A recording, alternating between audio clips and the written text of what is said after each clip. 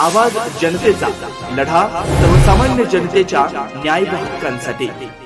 अनैतिक संबंधात अडसर ठरत असलेल्या पतीचा पत्नीच्या सांगण्यावरून तिच्या प्रियकरानं गळा दाबून खून केल्याची धक्कादायक घटना उघडकीस आली।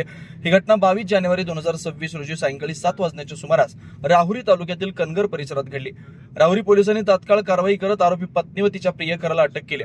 23 जानेवारी 26 रोजी सायंकाळी कनगर परिसरातील वन विभागाच्या जागेत एका अनोळखी इसमाचा मृतदेह आढळून आल्यानं परिसरात खळबळ उडालेली होती। घटनेची माहिती मिळताच पोलीस निरीक्षक संजय टेंगे यांच्या मार्गदर्शनाखाली पोलीस उपनिरीक्षक राजू जाधव, हवालदार राहुल यादव, संभाजी बडे, चालक ठाकूर सय्यद आदींच्या पथकानं घटनास्थळी धाव घेऊन पाहणी केली। प्रारंभी आकस्मिक मृत्यूची नोंद करण्यात आली होती, मात्र मृत्यू संशयास्पद वाटल्यानं पोलिसांनी तपासाची चक्र वेगानं फिरवली।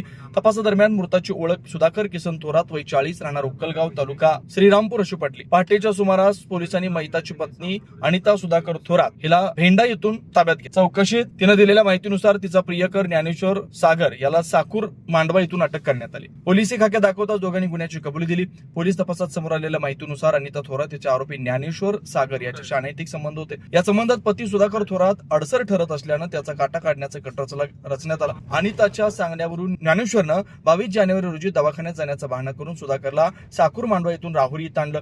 त्यानंतर कनगर परिसरातील वन विभागाच्या जागेत नेऊन उपरण्यानं त्याचा गळा आवळून खून केला व तिथून पसार झाला। नवनवीन घडामोडी आणि सत्य बातमी पाहण्यासाठी आजच आमच्या YouTube चॅनलला सबस्क्राईब करा, शेअर करा आणि लाईक नक्की करा।